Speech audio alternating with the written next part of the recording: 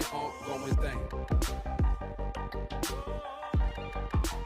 guys, selamat datang di channelku Arya Bagus. Kali ini aku akan menceritakan cerita horor Twitter lagi dari yang berjudul Ekspedisi Malam Jumat Kliwon. Oke, langsung saja. Bagi gue ini salah satu malam yang paling menantang karena rupanya gue nggak sendirian. Untuk mempersingkat malam kita, nggak ada salahnya gue ingetin kembali untuk melihat ke sekeliling. Mungkin ada satu di antara kalian yang beruntung di mana mereka ikut menamai sajian gue malam ini. Seperti yang gue bilang, kejadian ini terjadi 2 tahun lalu. Waktu itu gue ikut kegiatan kampus yang bergabung dalam tim ekspedisi ke salah satu gunung yang kurang dikenal. Kegiatannya sendiri bertujuan untuk menyambut mahasiswa baru yang bergabung di organisasi Mapala kampus. Singkatnya, gue adalah salah satu dari orang yang ikut. Well, siapa yang gak suka dengan gunung dan alamnya? Jadi gue udah senang aja bisa ikut kegiatan ini.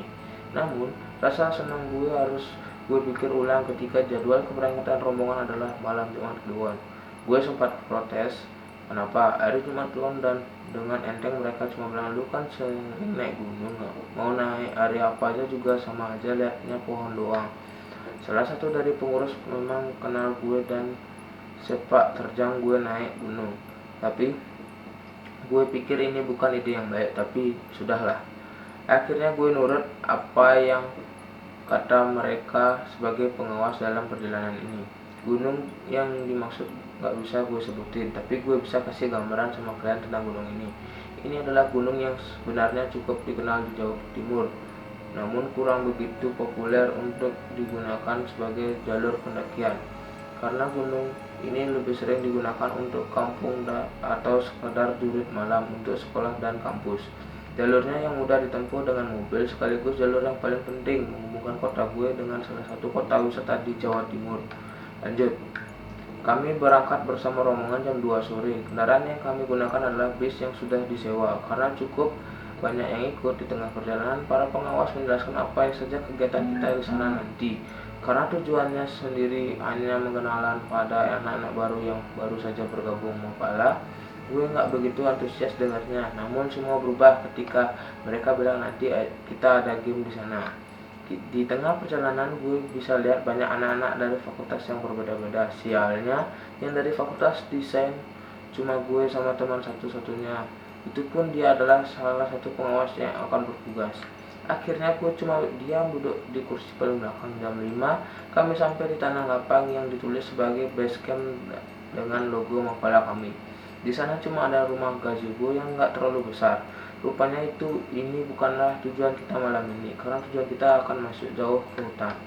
Gue akhirnya cuma cengol sembari geleng-geleng kepala. Maksud gue ini jam 5 sore dan bentar lagi hari mulai petang, dan mereka menyuruh kita masuk hutan. Gak masuk akal sama sekali. Tapi akhirnya kami semua setuju. Gue bisa lihat gak ada keberatan sama sekali. Mungkin ini adalah pengalaman pertama mereka di gunung dan mereka gak tahu aja apa yang tinggal di tempat seperti ini. Akhirnya pembagian kelompok pun dimulai dengan masing-masing anggota kelompok diisi oleh 4 orang. Gue dapat kelompok dengan 2 cewek dari Fakultas Ekonomi dan Fakultas Teknik. Sebut saja namanya Indira, Umil, dan Bekti. Gue gak keberatan sama sekali siapapun kelompoknya, toh ini cuma kegiatan Mapala biasa yang pasti cuma jalan-jalan nikmati malam. Tapi rupanya Indira lebih sering curi pandang ke arah gue, sampai dia akhirnya bilang waktu kita cuma berdua, masnya bisa lihat ya. Gue yang dengar itu cuma ngerespon dengan bingung, lihat apa ya mbak, tapi dia gak ngelanjutin lalu pergi begitu saja. Tepat setelah sholat isya kami bersiap masuk ke hutan dengan jalur yang sudah ditandai di sini. Semua dimulai kelompok gue jadi kelompok 3 yang berangkat, di mana masih ada 2 kelompok lain di belakang. Sepanjang perjalanan gue cuma bisa lihat pohon pinus dan semak belukar berbekal senter. Gue jalan paling belakang. Di depan ada Bekti yang buka jalan plus lihat tanda. Ketika kami semakin menanjak, gue bisa lihat beberapa kali Indra ngelirik gue seolah ada yang mau dia bicarain. Gue pun jadi gak nyaman dilihat, seolah-olah gue bawa sesuatu. 20 menit perjalanan gue isi dengan nafas, karena gue punya masalah dengan pernafasan, terutama ketika ada suhu dingin. Bekti memutuskan berhenti waktu melihat Umi udah gak bisa lanjut. Kami pun berhenti di salah satu pohon. Di sini Indra, ngedeketin gue. Lihat nggak di sana ada apa? Indra nunjuk sesuatu di semak belukar. Ya gue lihat pocong, kata gue simpel. Indra cuma nyengir kemudian pergi lagi. Gue masih lihat tempat itu dan tiba-tiba gue juga jadi merinding setelah ngomong itu. Padahal niat gue cuma bercanda, gue nggak bisa lihat apa-apa. Semenjak kejadian itu gue ngerasa ada yang ngikutin di belakang, leher belakang gue. Jadi lebih dingin. Sampailah kita di tempat kumpul, yaitu di sebuah lahan kosong seperti lapangan. Dan gue bisa lihat banyak orang yang mulai mendirikan tenda. Perjalanannya sendiri memakan waktu cukup lama, 50 menit. Anehnya, dua kelompok yang seharusnya di belakang gue sudah sampai duluan. Bangsat, lu kemana aja? Colis, teman gue yang sefakultas nyamperin gue sambil ngarah. Maksudnya gue bingung, gue bisa lihat banyak pengawas lihat gue yang gak enak. Akhirnya Colis bawa gue menjauh. Jalan 15 menit dari base camp aja sampai hampir 1 jam. Gue udah panik sama yang lain. Lah gue lewat jalan yang lu pada kasih tanda, kata gue membela. Ya tapi hampir 1 jam lu muterin gunung apa gimana? Dira ngedeketin gue dan Colis, kemudian dia bilang, sorry kak, gue tadi capek banget jadi minta berhenti lama buat istirahat. Gue bisa lihat Indra bohong. Ya udahlah, diriin tenda buat kelompok. Abis ini ada game malam. Colis pergi balik ke tenda pengawas. Setelah gue tanya, Indra seolah tahu dan langsung jawab, mereka emang suka mas gangguin orang kayak kita. Kalimat itu bikin gue makin gak enak. Gue dan Bukti mulai mendirikan 2 tenda, sementara Umil dan Indra siapin tempat api di depan tenda. Jarak antar tenda gak terlalu jauh, tapi masih lega. Gue masih mikirin ucapan Indra, entah kayaknya gue familiar dengan kalimatnya. Setelah semua beres, Colis manggil gue. Rupanya gue ditunjuk sebagai kepala kelompok. Awalnya gue nolak, tapi rupanya si Bakti yang ngajuin nama. Game malam sendiri adalah game dimana kita akan ngambilin sampah di beberapa titik. Tujuannya sendiri untuk menghargai alam dengan membersihkan sampah yang dibuang sembarangan. Rupanya gue baru tahu, lapangan ini adalah lapangan yang biasa digunakan buat off-road sepeda gunung. Tapi karena malam jadi gue gak lihat jelas. Bila ini tempat off-road, artinya titik ini nggak begitu jauh dari jalan utama. Kembali gue mikir, kok bisa sampai selama itu kami jalannya. Gue balik dan ngejelasin ke yang lain, sekaligus ngasih 2 kantong resep dimana yang paling cepat mobil bisa langsung gabung ke api unggun utama untuk ikut jurit malam bareng kelompok lain. Sini gue bisa lihat Indra lihat sekeliling, ada kecemasan dalam wajahnya. Gue langsung kerahin begitu pengawas meniup peluit bahwa game sudah dimulai. Tanpa pikir panjang, gue ngajak yang lain ke jalur menuju jalan utama, karena setahu gue di sana pasti banyak sampah. Rupanya Indra berdiri tepat di belakang gue. Bukti akhirnya sama Umi. Benar saja, gue bisa lihat kantong resek di mana-mana. Selagi gue mengutin, Indra akhirnya ngomong, pocong usul ya mas. Gue cuma ngeliatin dia sambil tanya, pocong apa sih mbak? Lah itu yang tadi bikin kita muter-muter. Gue lirik. Bakti dan Umil cukup jauh buat dengar obrolan kami. Akhirnya gue tanya, Dir, kamu bisa lihat begitu entah apa cuma bikin gue ketakutan loh. Dia ngeliat gue curiga, maksudnya bisa lihat juga kan? Gue nggak bisa mbak. Akhirnya gue bilang, ya kok, tapi kok tadi tahu kalau ada pocong yang tadi tunjuk tadi. Gue ngeliat terus dia serius loh, beneran nggak lagi bercanda kan. Mira cuma bilang ada berapa pocong di sini, kata gue. Akhirnya Mira nggak tahu mas, nggak tak itu 40 mungkin. Gue langsung lemas. Tapi mas, kata Indra, mata kamu lo percaya, masa nggak bisa lihat? Akhirnya gue tahu alasannya. Gue jadi ingat waktu peristiwa gue dibawa ke Banyuwangi, dia sudah dihilangkan kok. Akhirnya Indra paham. Dari situ gue mulai tertarik dan kemudian tanya, di sini cuma yang bisa lihat ya? Indra cuma menggeleng, ada 5 yang bisa mas, terhitung kamu seharusnya, tapi sekarang jadi 3 orang. Gue coba tanya siapa saja, tapi di sini Indra nggak mau kasih tahu. Jadi kalian sama-sama bisa tahu apa saja yang bisa lihat. Indra cuma mengangguk kemudian bilang nggak semuanya bisa tahu, tapi yang menonjol yang bisa lihat. Karena semakin penasaran, akhirnya gue tanya ke Indra, ada apa aja di sini? Di sini banyak pocongnya mas. Tapi ada juga mbak-mbaknya. Mbak-mbak apa Dir? Itu yang di atas pohon ada mbak-mbak yang dilihatin kita. Gue ngeliat ke atas dan bener saja leher gue tiba-tiba meremang dengan sendirinya. Jadi mereka yang bikin kita muter-muter. Indra akhirnya mengangguk. Setelah kantong kami penuh, kami pun balik ke lapangan. Tapi rupanya di lapangan gue ngeliat gelagat yang aneh. Salah satu tenda atau tampak dipenuhi orang-orang yang berkumpul memutari. Gue pun ikut lihat apa yang terjadi. Rupanya salah satu pengawas cewek dipegangi oleh pengawas lain. Matanya melotot melihat semua orang yang ada di sini. Gue ngelirik ke Indira, kemudian ngomong pelan. Lu bilang ada 5 orang termasuk gue, seharusnya jadi 4. Kok bisa lu ngomong jadi 3? Indira akhirnya ngomong, yang satu lagi udah dirasuki soalnya. Gue kaget dengan jarak jauh sejauh itu. Bagaimana mungkin Indira bisa tahu kan hal ini? Bisa dibilang keadaan waktu itu udah gak terkendali. Hampir semua pengawas sibuk buat nahan cewek yang gak tahu. Gue tahu cutting gue dari Fakultas Ekonomi. Gue ingat dia juga dulu yang jadi pengawas waktu ospek. Ya, buat gue bingung, badan cewek sekecil itu bisa buat 5 cowok nahan barang-barang. Kemudian sebegitu nggak terkenalinya keadaan waktu itu, akhirnya gue inisiatif buat bantu. Di situ waktu pegang tangannya, gue kaget, badannya dingin banget. Gak cuma itu, tatapan cewek itu ngeliatin gue seolah-olah gue ini yang dia cari. Dia nyengir dan bikin gue merinding. Dia ngedeketin gue, mas gue lupa hari ini Jumat Kliwon bukan sih lah, kata gue. Bukannya lu udah tahu kita kesini pas Jumat Kliwon? Wajahnya Indira kayak nyembunyiin sesuatu. Kemudian dia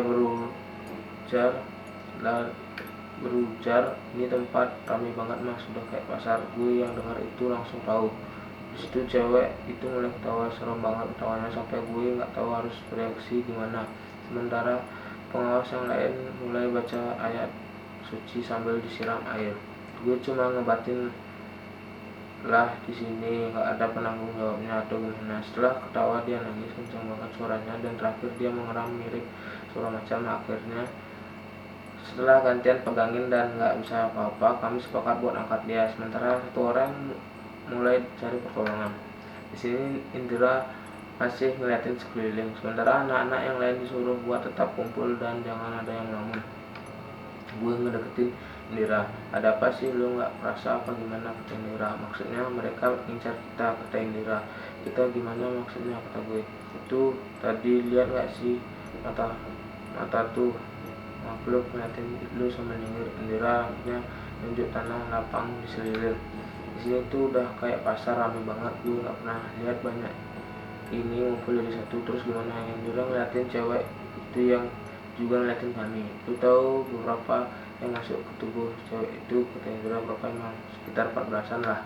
Akhirnya gue tahu yang terjadi. Jadi gue tanya, sekarang lu kasih tahu siapa selain gue, lu dan tuh cewek yang bisa lihat beginian. Dia tampak giring gue ikut ke anak-anak yang masih kumpul. Kemudian nunjuk cowok yang duduk di sudut. Mas yang itu, katanya nunjuk. Gue pun dekati mas itu yang posisinya dia duduk di ujung. Hanya saja kayaknya dia diam antang seolah gak panik sendiri. Dia nahan gue. Dia jahat, kata Indira. Gue gak paham maksudnya, tapi begitu gue dekat banget, dia ngeliat gue kemudian nyindan. Gue udah kaget sama anak yang ada dekatnya. Ya gimana gak kaget ketika melihat cowok nyindan dengan suara cewek. Gue semakin merinding total. Gue akhirnya cuma bisa ngeliatin pengawas yang lain, gak ada yang berani deketin nih cowok. Padahal Indira sendiri bilang cuma ada satu yang di dalam tubuhnya. Tapi seolah-olah kita semua tahu bahwa tatapan lebih negatif yang merasuki semakin larut. Akhirnya gue dengar suara motor. Ternyata pengawas yang ditugasin buat nyari bantuan datang sama warga. Di sana akhirnya beliau bantu megang di belakangnya ada mbah-mbahnya ini pakai sarung doang, dimana dia nggak pakai baju padahal waktu itu dingin banget. Wala bisanya kalian mengacapkan acara pada malam Kliwon begini sih nak, kata beliau. Pertama-tama tuh mbah ngeliatin cowok yang minum sendiri, tapi kayaknya beliau nggak peduli. Malah didatengin cewek yang bernama kerasukan. Cara nyambutnya pun nggak masuk akal karena dia kan cuma megang jempol kakinya. Tiba-tiba dia teriak kayak kesakitan. Laksana ketambah itu. Gue kagum melihatnya karena setelah teriak keras tuh cewek jatuh pingsan. Kemudian mbahnya bilang sudah selesai yang kedua ini. Mbahnya cuma megang kepalanya. Walaupun mata tuh cowok melototin mbah ini, tapi setelah entah nyabut apa di ubun-ubunnya pingsan. Cowok itu jatuh pingsan begitu saja. Setelah itu gue bisa lihat mbah itu ngobrol sama para pengawas, dan kemudian kami meninggalkan tempat itu, turun ke bawah. Di sana ada suara kampung Gue dan yang lain akhirnya bermalam di sana. Apa sih yang lihat tadi, kata gue. Yang mana, katanya bingung. Katanya lihat, jawab gue. Oh yang itu. Gue nggak tahu, tiba-tiba dia datang dari mana, karena sebelumnya gue nggak lihat dia datang dari mana. Maksudnya gimana, gue bingung. Ya tuh makhluk datang gitu aja dari awalnya, itu bikin merinding. Orang kayak lo bisa merinding juga, kata gue. Baru tahu, kita kasih tahu tuh cewek jadi rebutan 14 yang masuk tubuhnya, tapi ini makhluk dia sendirian masuk dan nggak ada yang ikutan sama masuk. Jadi coba lo simpulin baru seberapa kuatnya dia sampai bikin yang lain nggak berani, padahal itu rame lo. Terus dari mana lo tahu kalau ada yang kerasukan? Indira cukup diam cukup lama, kemudian dia bilang, ada yang ngasih tahu gue. Ngasih tahu gimana? Tanya gue penuh didik. Ya ada yang ngasih tahu gue, Mbah Buyut, katanya. Mbah Buyutmu? Nggih, jawab Indira dengan wajah tidak tertarik. Maksudnya Mbah Buyutmu di sini, dia yang ngasih tahu. Akhirnya setelah gue tunjukin, Indira pun menceritakan semuanya. Sebenarnya gue dikasih ini dan ini itu kayak turun-temurun dari keluarga bapak, katanya buat jaga gue dari kejadian kayak tadi. Itulah kenapa nggak ada yang deketin gue. Mbah Buyutmu yang jagain lu gitu, kata gue. Enggak, Mbah Buyut gue yang jaga. Di mana beliau sekarang? Indira ngeliatin gue. Dia di belakang lu, sedang mengendus bau badan lu. Gue cuma bisa bantah-bantah bercandanya nggak lucu sih ini, terserah.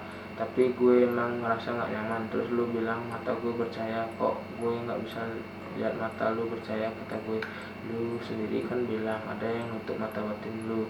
Indira diam cukup lama, kemudian kasih tahu sesuatu yang baru ke gue tahu. Alasan sekuat apa coba yang bisa bikin mata batin lu ditutup paksa gini? Gak tahu kenapa pertanyaan Indira kayak semacam kode tersirat yang bikin gue harus bertanya lebih jauh. Maksudnya gimana? Awalnya dia ragu, tapi akhirnya Indira bicara sama gue. Ada dua manusia yang bisa lihat yang sehalus, berdalam kebatinan dan pemberian asal dari Tuhan. Masalahnya lo masuk kategori yang kedua. Indira diam lagi, dan gak butuh alasan untuk orang belajar kebatinan buat nutup mata batinnya. Tapi untuk orang yang dengan kelebihan seperti ini, itu susahnya buat nutupnya. Lu nggak ingat tahapan bagaimana pas mata batin lu ditutup. Tiba-tiba gue ingat lagi kejadian waktu itu, waktu dimana gue dibawa ketemu sama orang yang bisa nutup. Itu pun dilakukan setelah gue sembuh habis kita. Gue diam lama, kemudian tanya, gimana caranya lu tahu kalau gue dari lahir bisa lihat? Mira ngeliat gue kayak penuh selidik. Lu nggak tahu apa-apa ya kayaknya. Apa sengaja nggak dikasih tahu ya? Gue nggak tahu apa-apa, kata gue pasrah. Pantas lu nggak nangkap pesan gue dari tadi, katanya. Gue akhirnya tanya apa maksud pesan itu, tapi Indra menolak ngasih tahu lebih jauh. Lu pengen tahu gimana gue setahu lu bisa lihat dari kecil? Katanya mau tahu di belakang mata kamu, tepatnya di belakang kepala kamu. Di sana ada dua mata lagi, meskipun bilang udah ditutup, tapi masih kelihatan. Percaya gue, asumsiin lu sama kayak gue, katanya. Terus cewek dan cowok tapi beda, mereka kayaknya belajar di kebatinan dulu, jadi mereka nggak bisa lihat gue. Satu lagi, siapa yang bisa lihat? Eda kayaknya nahan diri buat ngasih tahu yang terakhir, jadi akhirnya gue nggak maksain. Malam itu gue pakai buat tanya banyak hal, termasuk rupanya semua sama yang dikasih sejak lahir bisa lihat hanya mata. Pantas kebanyakan tiap gue ketemu orang yang tahu begituan, mereka selalu memandang gue tertarik. Dan di antaranya orang yang gue lupa namanya, yang nyuruh gue buat tiduran beralaskan daun pisang dan berbantal batang pohon pisang. Yang kali gue ceritain karena ini bakal lama, nggak sekarang dulu. Di situ gue ngomongin makhluk apa aja di sana. Indra pun masih tahu tentang kesalahan kaprah orang-orang, dimana sebenarnya pocong itu terbang, mereka nggak loncat seperti di film. Pocong itu terbang, mereka nggak lompat, dan kuntilanak sama sundel bolong itu berbeda. Sundel bolong itu kakinya nggak nampak tanah, sedangkan kuntilanak mereka nggak terbang tapi merangkak. Coba bayangin kalau lihat kuntilanak di atas pohon, dipikir mereka terbang, padahal mereka merangkak ke atas pohon. Ngobrolin hal itu bikin gue merinding. Setelah tahu banyak hal, keesokan paginya bis kami datang. Kami kembali melanjutkan aktivitas mapala dan penerimaan anggota baru, sampai akhirnya balik ke bis sebelum pulang termasuk berkemas. Sementara cewek dan cowok yang sempat kerasukan, kami sepakat gak ngomong itu sama sekali. Ya gue tahu si cewek emang lagi ada masalah menurut kabar yang gue dengar, sedangkan si cowok dia lagi sial saja, sempat kosong pikirannya karena kaget mungkin atas apa yang di sana. Di dalam bus Indira balik duduk sama Umi. Saat itu entah kenapa gue udah nebak siapa orang kelima itu, walaupun ini kejadian yang cukup menegangkan. Gue dapat pelajaran banyak dari ini.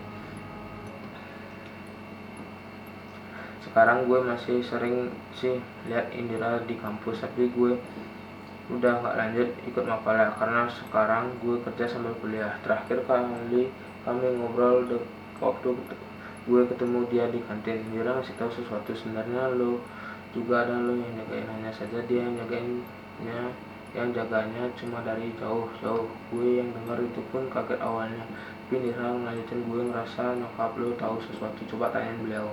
Namun sampai saat ini gue belum tanya sama sekali sama nyokap. Lain kali mungkin gue bakal tanyain, toh sekarang gue udah nyaman dengan kehidupan gue yang sekarang. Terakhir, sebenarnya di kamar gue udah ditanam sesuatu yang bikin makhluk seperti itu nggak bisa masuk. Makanya gue paling nyaman ada di kamar. Pernah gue usul dibuat ditanam di rumah, tapi rupanya penghuninya nggak terima karena mereka di sini lebih lama.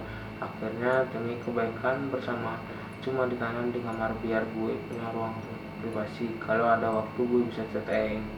Intinya gue cuma mau bilang, mungkin di antara kalian juga ada yang lagi merhatiin atau jagain. Apapun itu, lebih baik kalau kita bisa bersikap bijak, dan kalau kita tidak mengganggu, ya biarin saja. Yang penting jangan pernah jauh sama yang buat hidup. Kalau kata orang Jawa, sing moho kuoso sing duno garis uripe menungso, artinya yang maha kuasa adalah yang menentukan garis hidup manusia. Gue tutup tweet ini, selamat malam. Ekspedisi di malam Jumat ke Mapala.